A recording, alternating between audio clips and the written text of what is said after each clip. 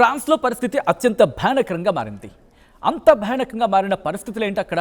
ఈ స్టోరీ డీటెయిల్గా చెప్తాను. అండ్ ఈ స్టోరీ మీకు నచ్చినట్టయితే లైక్ చేయండి. అండ్ మీ అభిప్రాయం ఏంటి కింద కామెంట్ సెక్షన్లో మెన్షన్ చేయడం మాత్రం మర్చిపోవద్దు. స్టోరీలోకి వెళ్ళిపోదాం. ఒకవైపు ప్రకృతి సృష్టిస్తున్న బీభత్సం, ఇంకోవైపు దేశ భవిష్యత్తుని ప్రమాదంలో పడేసేంత విపత్తు. దట్టమైన అడవుల్లో మొదలైన కార్చిచ్చు ఇప్పుడు ఫ్రాన్స్ను అతలాకుతలం చేస్తూ ఉంది. సరిహద్దులు దాటుకుంటూ ఊళ్లకు ఊళ్ళనే బూడిద చేస్తోంది.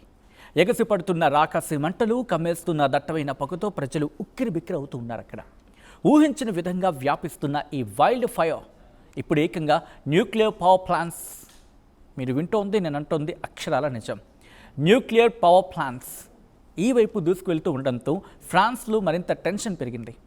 అసలు ఫ్రాన్స్లో ఈ పరిస్థితికి కారణం ఏంటి? ప్రస్తుతం అక్కడ సిచ్యువేషన్ ఎలా ఉంది? ఇండియాపై ఏమైనా ఇంపాక్ట్ ఉంటుందా? ఈ స్టోరీలో డీటెయిల్గా చూద్దాం. స్కిప్ చేయకుండా ఆఖరి వరకు చూడండి. హలో నమస్తే, వెల్కమ్ టు ఆర్ స్ట్రీమ్. నేను సచిన్. ఈ ఏడాది ఫ్రాన్స్తో పాటు యూరోప్లో ఎక్స్ట్రీమ్ హీట్ వేవ్ పరిస్థితులు ఉన్నాయి. టెంపరేచర్స్ పెరుగుతూ ఉన్నాయి, వర్షాలు తగ్గిపోతూ ఉన్నాయి, అడవులోని చెట్లు పొదలు ఎండిపోయి ఫైర్ ఫ్యూయల్గా మారిపోతూ ఉన్నాయి. ఇలాంటి పొడి వాతావరణంలో చిన్న నిప్పు రవ్వ పడినా చాలు, క్షణాల్లో మంటలు ఉగ్రరూపం దాల్చుతాయి. దీనికి బలమైన ఈదురుగాలులు తోడైతే పరిస్థితి ఎంత ప్రమాదకరంగా మారుతుందో ఊహించుకుంటేనే ఒళ్ళు గగురుపాటు గురవుతుంది. ప్రస్తుతం ఫ్రాన్స్లో కనిపిస్తున్న పరిస్థితికి విజువల్స్లో చూస్తున్నారుగా, ఈ పరిస్థితికి కూడా ఇదే ప్రధాన కారణం. వేడి పొడి వాతావరణం, బలమైన ఈదురుగాలులతో మొదలైన ఈ వైల్డ్ ఫైర్ క్షణాల్లో ఎకరాల కొద్ది అడవులని బూడిద చేస్తూ ఉంది. ఊహించిన వేగంతో మంటలు గ్రామాలని, నగరాలని చుట్టేస్తూ ఉన్నాయి. దీంతో ప్రజలు ఇళ్లను ఖాళీ చేసి సేఫ్ జోన్స్కి పరుగులు పెడుతూ ఉన్నారు. ఒక చోట మంటను అదుపులోకి తెచ్చే లోపే ఇంకో చోటకి మంటలు వ్యాపిస్తూ ఉన్నాయి, చెలరేగిపోతూ ఉన్నాయి.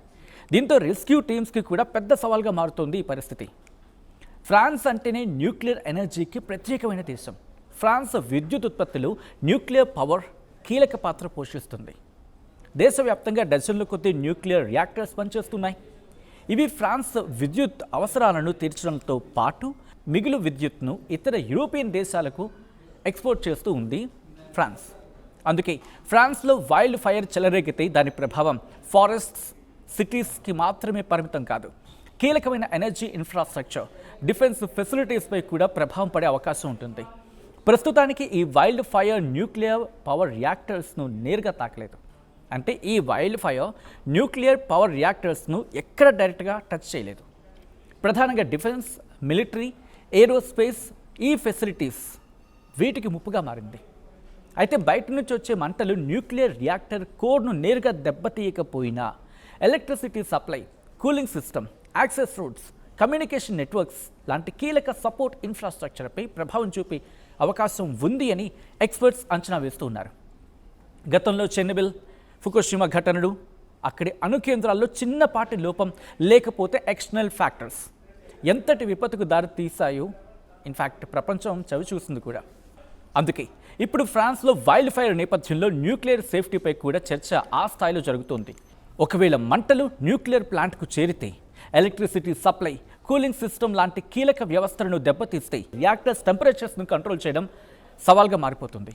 పరిస్థితి మరింత విషమంగా మారితే core melt down, radio active leakage లాంటి ప్రమాదాలు తలెత్తే అవకాశం ఉంది. అదే టైంలో సేఫ్టీ కోసం రియాక్టర్స్ను షట్ డౌన్ చేయాల్సి వస్తే ఎలక్ట్రిసిటీ సప్లైపై ప్రెషర్ పెరిగి ఎనర్జీ క్రైసిస్కి కూడా దారితీస్తుంది. అదే జరిగితే ఫ్రాన్స్లో సగానికి పైగా ప్రాంతాలు చీకట్లోకి వెళ్ళిపోతాయి. ఫ్రాన్స్లో పరిస్థితిని ప్రభుత్వం అత్యంత సీరియస్గా తీసుకుంది. సిచ్యువేషన్ చేయి దాటిపోకుండా అందుబాటులో ఉన్న రిసోర్సెస్ను ఉపయోగిస్తూ ఉంది. ఫైర్ ఫైటర్స్తో పాటు మిలిటరీ ఫోర్సెస్ను కూడా రంగంలోకి దించింది. డిఫెన్స్, న్యూక్లియర్ ఫెసిలిటీస్ వైపు మంటలు వెళ్లకుండా ఫైర్ బ్రేక్స్ ఏర్పాటు చేస్తూ అవసరమైన చోట చెట్లు, పొదలని తొలగిస్తూ ఉంది. Special fire fighting aircrafts, water బాంబర్స్తో పాటు ఎన్ని వీలైతే అన్ని విధాలుగా గాల్లో నుంచి నీటిని చల్లి మంటని అదుపు చేసేందుకు తీవ్రంగా శ్రమిస్తూ ఉంది ఫ్రాన్స్ ప్రభుత్వం. న్యూక్లియర్ ప్లాంట్ల దగ్గర emergency systems, backup power, water supply లాంటివి సిద్ధంగా ఉంచింది. ఇంకోవైపు సంబంధిత సేఫ్టీ అథారిటీస్ పరిస్థితిని ఎప్పటికప్పుడు మానిటర్ చేస్తూ ఉన్నాయి. ఏదైనా ప్రమాద సూచన కనిపించిన వెంటనే చర్యలకు దిగేందుకు అలర్ట్గా ఉంది ఫ్రాన్స్. ఇక ఈ కార్చిచ్చు ప్రభావం కేవలం ఫ్రాన్స్కు మాత్రమే పరిమితం కాదు, యూరోపియన్ కంట్రీస్లో కూడా టెన్షన్ పెంచుతూ ఉంది. కారణం యూరోప్ పవర్ గ్రిడ్లో ఫ్రాన్స్ కీలకమైన భాగస్వామి. అంతేకాదు యూరోప్లోని అతిపెద్ద ఎలక్ట్రిసిటీ ఎక్స్పోర్టర్స్లో ఫ్రాన్స్ ఒకటి. జర్మనీ, ఇటలీ, స్పెయిన్, బ్రిటన్ లాంటి దేశాలకు కూడా ఫ్రాన్స్ నుంచి విద్యుత్ సరఫరా అవుతుంది. ఒకవేళ వైల్డ్ ఫైర్ కారణంగా కీలకమైన పవర్ ఇన్ఫ్రాస్ట్రక్చర్ దెబ్బతిని విద్యుత్ ఉత్పత్తి సప్లైకు అంతరాయం ఏర్పడితే యూరోప్లో ఎనర్జీ క్రైసిస్ వచ్చే అవకాశం ఉంటుంది. అంతేకాదు ఒకవేళ న్యూక్లియర్ ఫెసిలిటీస్కు తీవ్రమైన నష్టం జరిగి రేడియేషన్ లీకేజ్ జరిగితే దాని ప్రభావం మిగిలిన దేశాలపై కూడా పడే ప్రమాదం ఉంది. అందుకే ఫ్రాన్స్కు దగ్గరలోని దేశాలు కూడా ఈ సిచ్యువేషన్ని క్లోజ్గా అబ్జర్వ్ చేస్తూ ఉన్నాయి. అవసరమైతే ఫైటింగ్ అసిస్టెన్స్ అందించేందుకు కూడా రెడీ అవుతున్నాయి. ఫ్రాన్స్లో పరిస్థితి భారత్పై కూడా ప్రభావం చూపే అవకాశం ఉంది. అదేంటిది, ఎక్కడున్న ఫ్రాన్స్ భారత్ మీద ఎలా ప్రభావం చూపిస్తుంది, అది కూడా అక్కడ కార్చొచ్చు ఇక్కడ ఎలా అని చెప్పి మాట్లాడుకుందాం. అక్కడ ఎనర్జీ క్రైసిస్ ఏర్పడింది అనుకోండి, యూరోపియన్ దేశాలు క్రూడ్ ఆయిల్, గ్యాస్పై ఎక్కువగా ఆధారపడతాయి కదా. దీంతో అంతర్జాతీయ మార్కెట్లో కూడా ఇంధన ధరలు పెరిగిపోతాయి. అదే జరిగిందనుకోండి, భారత్లో పెట్రోల్, డీజిల్ ధరలు పెరిగి ఇన్ఫ్లేషన్కు దారితీస్తుందండి. ఇంకోవైపు మహారాష్ట్రలోని జైతాపూర్ న్యూక్లియర్ ప్రాజెక్ట్ కోసం భారత్ ఫ్రాన్స్ టెక్నాలజీపైనే బేస్ అయ్యింది. దీంతో న్యూక్లియర్ సేఫ్టీ స్టాండర్డ్స్పై ఇంకోసారి రివ్యూ చేయాల్సి ఉంటుంది. అలాగే డిఫెన్స్, స్పేస్ ఈ రంగాల్లో భారత్కు ఫ్రాన్స్ కీలకమైన స్ట్రాటజిక్ పార్ట్నర్ కావడంతో అక్కడ ఎమర్జెన్సీ వస్తే సప్లై చైన్స్పై కూడా ప్రభావం పడే అవకాశం ఉంటుంది. టెక్నాలజీలో ఎంత ముందుకు వెళ్ళినా, ఎంతటి అడ్వాన్స్డ్ న్యూక్లియర్ టెక్నాలజీని సాధించినా ప్రకృతి విరుచుకు పడితే దాని ముందు మనిషి శక్తి పరిమితమే కదా. గ్లోబల్ వార్మింగ్, క్లైమేట్ చేంజ్ కారణంగా పెరుగుతున్న extreme heat, drought, wild fires ఇప్పుడు అడవులకే పరిమితం కావడం లేదు కూడా అండి. సిటీస్, పవర్ ఇన్ఫ్రాస్ట్రక్చర్, డిఫెన్స్ ఫెసిలిటీస్కి కూడా సవాల్ విసురుతూ ఉన్నాయి. ప్రస్తుతం ఫ్రాన్స్లో ఫైటర్స్, మిలిటరీ ఫోర్సెస్ మంటలని అదుపులోకి తీసుకురావడానికి రాత్రి పగలు తేడా లేకుండా శ్రమిస్తూ ఉన్నారు, కష్టపడుతూ ఉన్నారు. అణు కేంద్రాల వైపు మంటలు చేరకుండా అన్ని జాగ్రత్తలు తీసుకుంటున్నారు. మరి ప్రకృతి సృష్టిస్తున్న బీభత్సాన్ని కంట్రోల్ చేస్తూ అణు కేంద్రాలను కాపాడుకోవడంలో ఫ్రాన్స్ ఎంతవరకు సక్సెస్ అవుతుందో చూడాలి. ఫ్రాన్స్లో పరిస్థితిని ప్రభుత్వం అత్యంత సీరియస్గా తీసుకుంది. సిచ్యువేషన్ చేయి దాటిపోకుండా అందుబాటులో ఉన్న రిసోర్సెస్ను ఉపయోగిస్తూ ఉంది. ఫైటర్స్తో పాటు మిలిటరీ ఫోర్సెస్ను కూడా రంగంలోకి దించింది.